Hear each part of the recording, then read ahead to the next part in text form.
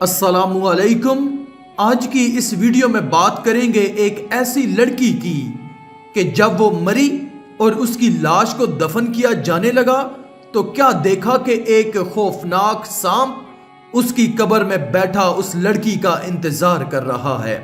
عبرت حاصل کرنے کے لیے اس ویڈیو کو پورا ضرور دیکھیں، اور اگر یہ ویڈیو پسند آئے تو کمنٹ میں استغفار لکھ کر اللہ کی قدرت چینل کو سبسکرائب کر دیں۔ شکریہ۔ ایک دفعہ کا واقعہ ہے، کسی جگہ ایک نوجوان لڑکی کا انتقال ہو گیا۔ اس کی لاش کو غسل دیا گیا اور کفن پہنانے کے بعد نماز جنازہ پڑھی گئی اور اس کی قبر کی کھدائی کا کام بھی مکمل ہو گیا۔ اس کے بعد میت کو قبرستان میں لایا گیا اور لاش کو جیسے ہی قبر میں رکھنے لگے تو لوگوں نے دیکھا کہ قبر میں ایک خوفناک سانپ نکل آیا ہے۔ دیکھ کر ایسا لگ رہا ہے کہ وہ اس لاش کا انتظار کر رہا ہے۔ یہ دیکھ کر سب لوگ ڈرنے لگے اور گھبرانے لگے۔ اس کے بعد ان لوگوں نے اس قبر کو بند کر دیا اور ایک اور قبر کی کھدائی کی۔ جب قبر کھودی گئی تب قبر کے اندر کچھ نہیں تھا، لیکن جیسے ہی پھر سے میت کو لایا گیا اور قبر میں رکھنے لگے تو دیکھا وہی سانپ دوسری قبر میں بھی موجود ہے جو سانپ پہلی قبر میں موجود تھا۔ اس کے بعد ان لوگوں نے تیسری قبر کی کھدائی کی، مگر اس قبر میں بھی وہی سانپ نظر آیا جو پہلی اور دوسری قبر میں موجود تھا۔ ان لوگوں نے ایسے ہی بہت ساری قبروں کو کھودا، مگر ہر ایک قبر میں وہی سانپ موجود ہوتا۔ اس کے بعد پھر لوگوں نے علماء اکرام سے رابطہ کیا تو مولانا صاحب نے بتایا کہ اس لڑکی نے کوئی دنیا میں بہت بڑا گناہ کیا ہوگا، اس گناہ کی سزا اللہ تعالیٰ اسے دے رہا ہے۔ تم جہاں پر بھی اس لڑکی کی قبر کھودو گے وہاں پر یہ سانپ موجود ہوگا، تم لوگ اسے اسی حالت میں دفن کر دو۔ اللہ اکبر، کتنا خوفناک منظر ہوگا وہ۔ چنانچہ اس لڑکی کی اسی سانپ والی قبر میں تدفین کر دی گئی۔ تدفین کے بعد سب لوگ اپنے اپنے گھر چلے گئے، لیکن کچھ لوگوں کے دل میں یہ بات ستانے لگی، آخر اس لڑکی نے ایسا کون سا گناہ کیا ہوگا جس کی وجہ سے اسے یہ سزا مل رہی ہے۔ کچھ لوگوں کے دلوں میں یہ بات جاننے کی خواہش پیدا ہو گئی تو وہ لوگ اس کے گھر گئے اور اس کے باپ سے پوچھا کہ آپ کی لڑکی نے ایسا کون سا گناہ کیا تھا جس کی سزا اللہ تعالیٰ آپ کی بیٹی کو دے رہے ہیں۔ یہ سن کر اس کا باپ رونے لگا اور روتے ہوئے کہا کہ مجھے یہ بات بتانے میں شرم آ رہی ہے، لیکن سنو اور اپنی بیٹیوں کو سمجھاؤ تاکہ اور کسی کے اوپر یہ سزا نہ ہو۔ میری بیٹی اس دنیا میں بے پردہ رہا کرتی تھی اور اپنے چہرے پر میک اپ لگایا کرتی اور ہونٹوں پر لپسٹک لگا کر بازاروں میں غیر مردوں کے سامنے گھوما کرتی تھی اور لڑکوں کے ساتھ جھوٹی محبت کیا کرتی تھی۔ ہم نے اپنی لڑکی کو بہت سمجھانے کی کوشش کی مگر اس نے ایک بات بھی نہیں سنی۔ پیارے دوستو، اللہ تعالیٰ کو یہ دکھانا مقصود تھا کہ دیکھو اس عورت کا کیا انجام ہوا، اس کو کیسا ہولناک عذاب دیا گیا۔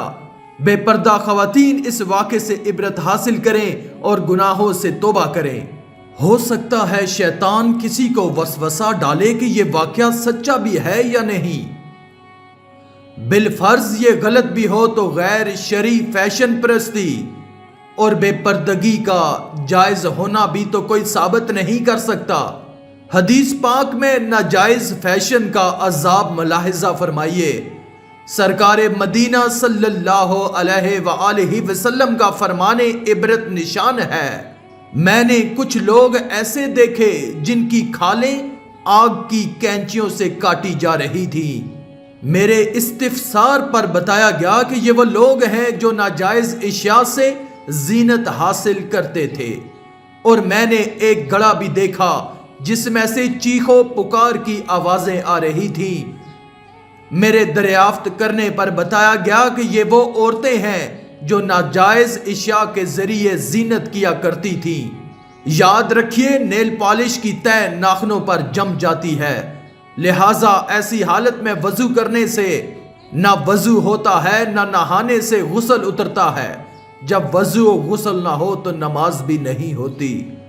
کیا اس بدنصیب فیشن پرست لڑکی کی داستانے غم نشان سن کر ہماری وہ اسلامی بہنیں درس عبرت حاصل نہیں کریں گی جو شیطان کے اکسانے پر اس طرح کے ہیلے بہانے کرتی رہتی ہیں کہ میری تو مجبوری ہے، ہمارے گھر میں کوئی پردہ نہیں کرتا، خاندان کے رواج کو بھی دیکھنا پڑتا ہے، ہمارا سارا خاندان پڑھا لکھا ہے، سادہ اور باپردہ لڑکی کے لیے ہمارے ہاں کوئی رشتہ بھی نہیں بھیجتا؟ کیا خاندانی رسم و رواج اور نفس کی مجبوریاں آپ کو عذاب قبر و جہنم سے نجات دلائیں گی؟ کیا آپ برگاہ خداوندی میں اس طرح کی کھوکھلی مجبوریاں بیان کر کے چھٹکارا حاصل کرنے میں کامیاب ہو جائیں گی؟ اگر نہیں اور واقعی نہیں تو پھر آپ کو ہر حال میں بے پردگی سے توبہ کرنی پڑے گی۔ ہرگز شیطان کے اس بہکاوے میں مت آئیے، جیسا کہ بعض نادان لوگ اس طرح کہتے سنائی دیتے ہیں کہ دنیا ترقی کر گئی ہے۔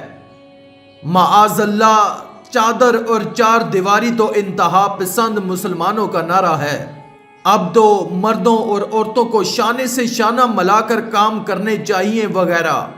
یقیناً ایک مسلمان کے لیے قرآن کی دلیل کافی ہوتی ہے، لہٰذا دل کی آنکھوں سے قرآن پاک کی یہ آیت کریمہ سنیے، جس کا ترجمہ ہے کہ اور اپنے گھروں میں ٹھہری رہو اور بے پردہ نہ رہو جیسے اگلی جاہلیت کی بے پردگی۔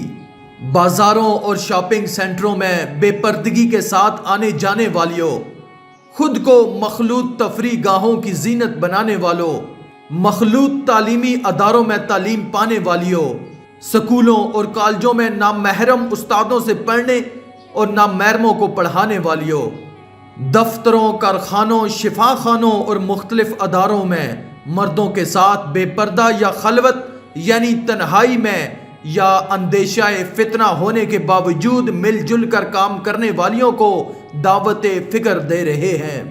دوستو، اور موت کا مزہ تو ہر ایک نے چکھنا ہے اور قبر کی اندھیری کوٹھڑی میں ضرور جانا ہے، لیکن ہم لوگ اس دنیا کی رنگینیوں میں اس قدر مگن ہو گئے ہیں کہ قبر کو بھول گئے۔